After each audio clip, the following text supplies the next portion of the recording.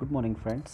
આજના આ વિડીયો લેક્ચરમાં આપ સૌનું હાર્દિક સ્વાગત છે. ધોરણ 12 કોમર્સ અર્થશાસ્ત્ર એની અંદર છેલ્લે આપણે 5 માર્કનો જે અગત્યનો પ્રશ્ન છે વેપારી બેંકના કાર્યો, એના મુખ્ય કાર્યોની આપણે છેલ્લે ચર્ચા કરી હતી.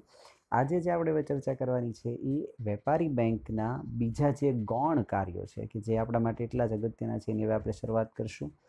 મુખ્યત્વે બે એના ગૌણ કાર્ય છે અને એક્ઝામમાં અલગથી પણ તમને પૂછાઈ શકે કે ભાઈ વેપારી બેંકના ગૌણ કાર્ય જે છે એ જણાવો. 3 માર્કની અંદર આ પ્રશ્ન હોઈ શકે, પણ એની શક્યતા બહુ ઓછી છે. આપણે એને સળંગ જ યાદ રાખવાનું છે.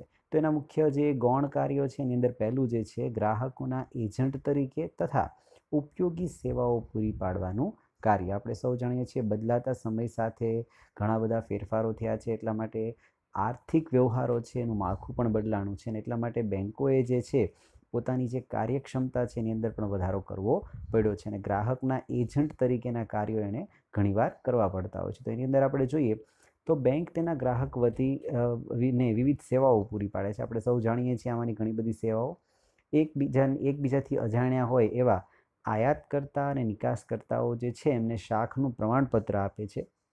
કેટલીક આર્થિક પ્રવૃત્તિઓ માટે બાંયધરી, એટલે કે આપણે બાંયધરી શબ્દ જોઈએ તો એક પ્રકારની ગેરંટી આપે છે. વળી ક્યારેક બેંકો કરવેરાના ચલણો ભરવાની પણ સુવિધાઓ ગ્રાહકને આપે છે. ગ્રાહકની કિંમતી વસ્તુ, દસ્તાવેજો જે છે એ મહત્ત્વના ડોક્યુમેન્ટ્સ જે હોય એ સાચવવા માટે સેફ ડિપોઝિટ એટલે કે લોકરની સુવિધા પણ પૂરી પાડે છે, અને એના બદલામાં સામે ભાડું પણ વસૂલ કરતી હોય છે. એટલે ગ્રાહક માટે ઘણા કયા જે કાર્યો જે છે એ બેંક કરતી હોય છે. હવે શાખ પ્રમાણપત્ર એટલે શું થાય, જેને કહેવાય ઇંગ્લિશમાં ક્રેડિટ સર્ટિફિકેટ. બે અલગ અલગ અજાણ્યા પક્ષકારો છે એને પોતાની શાખ વિશે ખબર ન હોય, એકબીજાની શાખ વિશે ખ્યાલ ન હોય કે ભાઈ ફાઇનાન્શિયલી આ વ્યક્તિનું કહેવાય ને કે બેકગ્રાઉન્ડ કેવું છે, તો બેંકો જે છે એની ક્રેડિટેબિલિટી એટલે આપણે એને ક્રેડિટ સર્ટિફિકેટ જેને કહીએ છીએ એ આપતી હોય છે કે જેથી બે પક્ષકારો વચ્ચે જે વ્યવહાર થઈ શકે. બેંકો જે છે એ ઇન્કમટેક્સના ચલણ ભરવાની વાત હોય, કિંમતી વસ્તુઓ, દસ્તાવેજો, ઘરેણાઓ સાચવવાની વાત હોય, બધી સુવિધા પૂરી પાડતી હોય છે. નાના કદના એવા એકમો કે જેઓને બહુ ઓછું મૂડીરોકાણની જરૂરિયાત હોય એમને માઇક્રો ફાઇનાન્સની સુવિધા પણ પૂરી પાડે છે. ધંધામાં કે વ્યક્તિગત સોદામાં ચૂકવણી બાબતે વિશ્વસનીયતા પૂરી પાડવા માટે બેંક ડ્રાફ્ટ કે પે ઓર્ડરની સુવિધા પણ પૂરી પાડતી હોય. તો જ્યારે ચૂકવણીની વાત આવે એમાં વિશ્વસનીયતા પૂરી પાડવા માટે ઘણીવાર બેંક જે છે એક ટ્રસ્ટવર્ધી સાધન સાબિત થાય છે અને પે ઓર્ડર અથવા બેંક ડ્રાફ્ટ જેવી સુવિધા પણ આપતી હોય છે. તો ગ્રાહક માટે એજન્ટ તરીકે બેંક કઈ રીતે કાર્ય કરે છે એ આપણે અહીં સમજ્યા કે જેનું ગૌણ કાર્ય પહેલું હતું.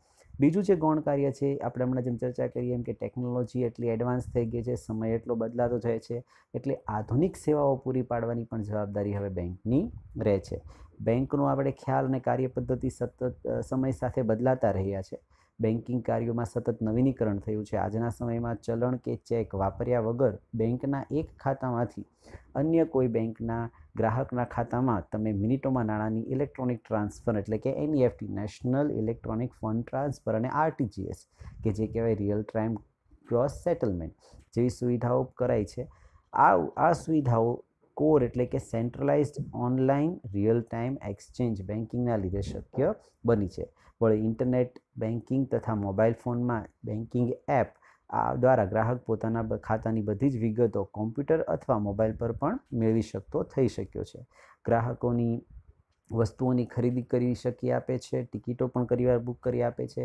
બેંકો ડીમેટ ખાતાની સગવડતા પણ પૂરી પાડે છે. આપણે સૌ જાણીએ છીએ કે ડીમેટ ખાતું એટલે આપણા જે ઇન્વેસ્ટમેન્ટનો પોર્ટફોલિયો જેને કહેવાય શેર છે, ડિબેન્ચર છે, બોન્ડ છે, જામીનગીરીઓ છે, તો વગેરેનું ભૌતિક સ્વરૂપમાં સાચવવું ન પડે તે માટે તેને ઇલેક્ટ્રોનિક સ્વરૂપે એટલે કે ઇલેક્ટ્રોનિક ખાતા સ્વરૂપે તેને સાચવવાનું કામ જે છે એ બેંક કરતી હોય છે. આપણે સૌ જાણીએ છીએ કે અત્યારે સમય એવો છે કે એક ક્લિકથી આપણે આપણા ખાતામાંથી બીજા ખાતામાં પૈસા આસાનથી ટ્રાન્સફર કરી શકીએ છીએ. તો આ બધું શક્ય ક્યારે બન્યું છે તો કે એનઈએફટી અને આરટીજીએસ દ્વારા, તથા આ બંનેનું મેઇન સંચાલન કોણ કરે છે એટલે કે આપણે એક્સચેન્જ કરવાની વાત હોય એક ખાતામાંથી બીજા ખાતામાં, તો એ શક્ય કોના લીધે બન્યું છે તો કે કોરના લીધે એટલે કે centralise online real time exchange એની મદદથી આપણે આ શક્ય બન્યું છે. અને મોબાઈલ ફોનમાં અત્યારે તમે જાણો છો કે બેન્કિંગની સુવિધા આટલી આધુનિક થઈ ગઈ છે કે ઘરે બેઠા જ તમે સ્ટેટમેન્ટ તમારા ખાતાનું જોઈ શકો છો.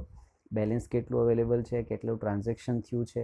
આપણે એસબીઆઈની વાત કરીએ તો એસબીઆઈનું જેમ યોનો એપ છે કે એમાં તમે ડિટેલ્સ તમે જુઓ તો તમારે જોતી હોય ડિટેલ્સ તમને એમાંથી મળી જશે. એ જ રીતે એસબીઆઈ લાઇટ છે જેમાં પણ તમને કહેવાય ને કે ડીમેટ ખાતા માટે તમારા પરચેસ શેર્સનું કહેવાય ને કે મોનિટરિંગ કરવાની વાત હોય કે લેવેચ કરવાની વાત હોય તો પણ તમે કરી શકતા હો છો.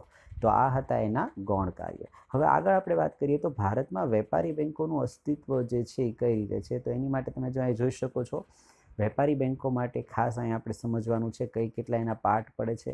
ભારતમાં વેપારી બેન્કો જાહેર તેમજ ખાનગી માલિકીની જોવા મળે છે. 1991ના આર્થિક પરિવર્તનો પછી ખાનગી ક્ષેત્રમાં આંતરરાષ્ટ્રીય બેન્કોનો પ્રવેશ થયો. વળી ભારતમાં અસંગઠિત નાણાં બજાર બેંક જેવા કાર્યો કરતી પેઢીઓ પણ જોવા મળે છે અને સાથે સાથે સહકારી બેન્કોનું અસ્તિત્વ પણ છે.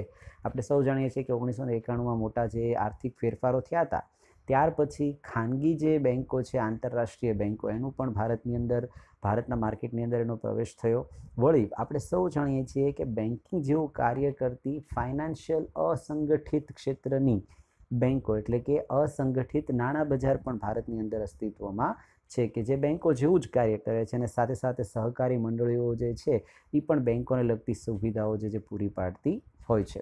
પરંતુ વેપારી બેન્કની કાયદેસરની વ્યાખ્યા મુજબ બેન્કિંગના કાર્યો કરતી જે સંસ્થા રિઝર્વ બેન્ક ઓફ ઇન્ડિયાના 1934ના બીજી અનુસૂચિ એટલે કે બીજા શેડ્યુલ પ્રવેશ પામતી હોય અથવા એના મુજબ સ્થપાઈ હોય તો જ એને આપણે શેડ્યુલ્ડ બેંક કહેશું. આ ખાસ યાદ રાખવાનું છે કે બધી જ વેપારી બેન્કો શેડ્યુલ્ડ બેંક હોય એવું જરૂરી છે નહીં.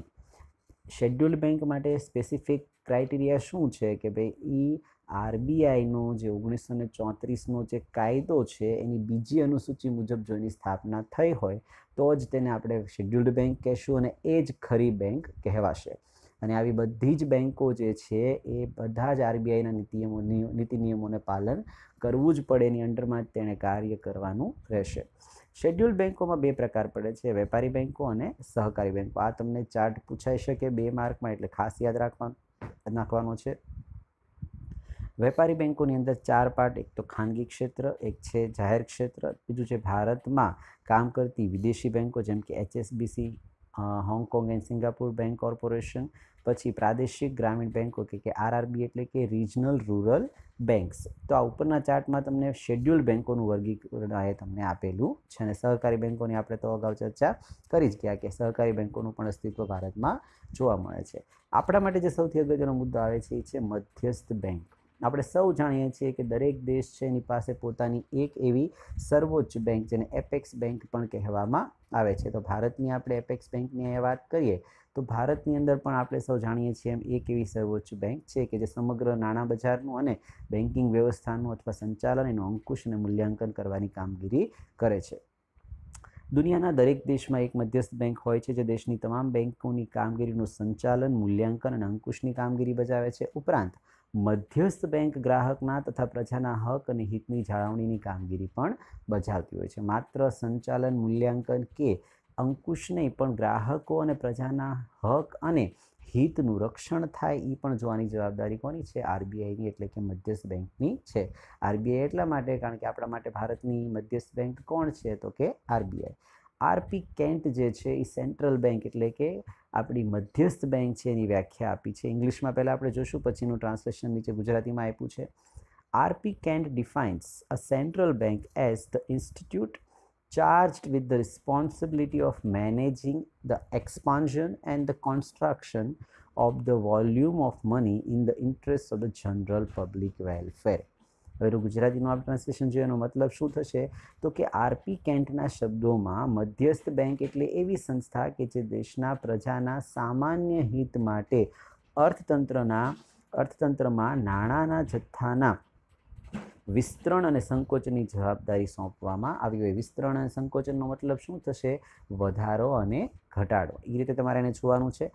બજારમાં માર્કેટમાં નાણાંનો જથ્થો એનો પુરવઠો જે છે એનું વિસ્તરણ અને સંકોચન જોવાની જવાબદારી કોની છે તો કે આરબીઆઈની એટલે કે રિઝર્વ બેંક એટલે કે મધ્યસ્થ બેંકની ગણાશે.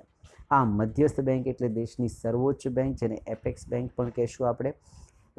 સર્વોચ્ચ બેંક જેનું મુખ્ય કાર્ય નાણાં બજાર અને બેન્કિંગ ક્ષેત્રને મદદ કરવાનું તેનું નિયંત્રણ કરવાનું અને તેને પ્રોત્સાહન આપવાનું છે તથા દેશના આર્થિક હિત માટે નાણાકીય સ્થિરતા પણ જાળવવાનું છે. આપણે સૌ જાણીએ છીએ કે દેશમાં જ્યારે મંદીની સ્થિતિ જેવું લાગે ત્યારે આરબીઆઈ ફાઇનાન્શિયલી ઘણા એવા નિર્ણયો લેવાના હોય છે, જેમ કે રેપો રેટ ઘટાડવાની વાત હોય, બેંક રેટ ઘટાડવાની વાત હોય, રિવર્સ રેપો રેટની વાત હોય. આ બધા આપણે આગળ ચર્ચા કરવાના જ છે. એટલે કે દેશની નાણાકીય સ્થિરતા જાળવવાની જવાબદારી, દેશના આર્થિક હિતને ધ્યાનમાં લઈ એ નિર્ણયો લેવાની જવાબદારી કોની છે? તો કે મધ્યસ્થ બેંકની છે.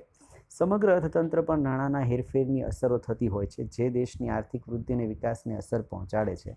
નાણાકીય વ્યવહારોમાં નિયંત્રણ તથા નાણાંના મૂલ્યની જાળવણીની જવાબદારી મધ્યસ્થ બેંક દ્વારા બજાવવામાં આવે છે. આપણે સૌ જાણીએ છીએ કે દેશની અંદર જે નાણું જે છે સતત ફરતું રહે એ ખૂબ જ જરૂરી છે, તો જ દેશનો આર્થિક વિકાસ અને વૃદ્ધિ સાચા દિશામાં આગળ વધી શકે. જો એની અંદર કંઈ પણ એની નેગેટિવ ઇમ્પેક્ટ થાય તો એ સમગ્ર દેશના અર્થતંત્રને નુકસાન પહોંચાડશે. અને એટલા માટે નાણાકીય વ્યવહારના નિયંત્રણ અને નાણાંના મૂલ્યની જાળવણી આ બંને જવાબદારી જે છે એ બેંકે નિભાવવાની, મધ્યસ્થ બેંકે નિભાવવાની હોય છે. મધ્યસ્થ બેંક આમ કરવા માટે નાણાકીય નીતિ ઘડે છે અને ટૂંકમાં મધ્યસ્થ બેંક દેશના આર્થિક સ્થિરતાની જવાબદારી સ્વીકારે છે. ફાઇનાન્શિયલ સ્ટેબિલિટી ઇંગ્લિશમાં જેને કહેવાય એ જોવાની જવાબદારી કોની છે? તો કે આરબીઆઈની એટલે કે મધ્યસ્થ બેંકની છે.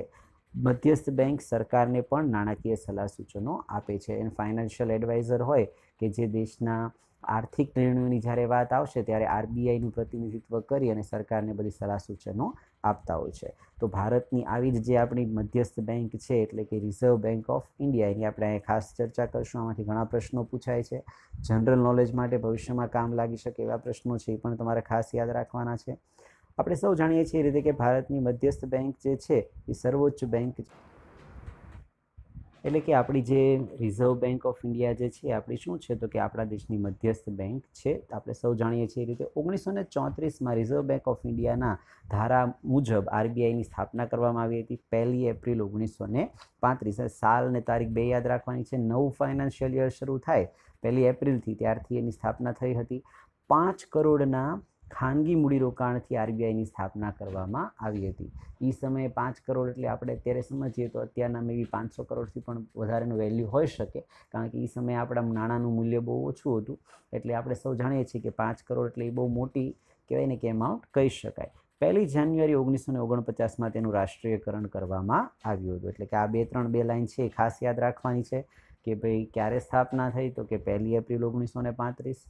કેટલા રૂપિયાના મૂડીરોકાણથી? તો કે 5 કરોડના ખાનગી મૂડીરોકાણથી. અને 1 જાન્યુઆરી 1949માં આપણે આનું રાષ્ટ્રીયકરણ કરવામાં આવ્યું હતું. આરબીઆઈ એ દેશની સર્વોચ્ચ એટલે કે એપેક્સ બેંક છે, જે સમગ્ર બેન્કિંગ ક્ષેત્રની કામગીરી પર ધ્યાન રાખે છે, તેનું નિયંત્રણ કરે છે અને સાથે સાથે ભારતની નાણાકીય નીતિ પણ ઘડે છે. એટલે કે બેન્કિંગ ક્ષેત્રની કામગીરીનું તો ધ્યાન રાખે જ છે, એનું નિયંત્રણ પણ કરે છે. સાથે સાથે ભારતની નાણાકીય જે ફાઇનાન્શિયલ પોલિસી જે કહી શકાય આપણે, મોનિટરી પોલિસી જે આપણે આગળ હમણાં જોવાની જ છે, એની ઘડતરમાં પણ આરબીઆઈની ભૂમિકા ખાસી એવી અગત્યની હોય છે. હવે એના આપણે કાર્યોની આપણે ખાસ અહીંયા ચર્ચા કરવાની છે. કયા કયા કાર્યો છે? 2 પ્રકારના આવે છે, નાણાકીય કાર્યો અને બિન નાણાકીય કાર્યો, જે હવે પછીના લેક્ચરમાં આપણે જ્યારે ભેગા થઈશું ત્યારે એની ચર્ચા આપણે કરીશું. ત્યાં સુધી જય હિન્દ.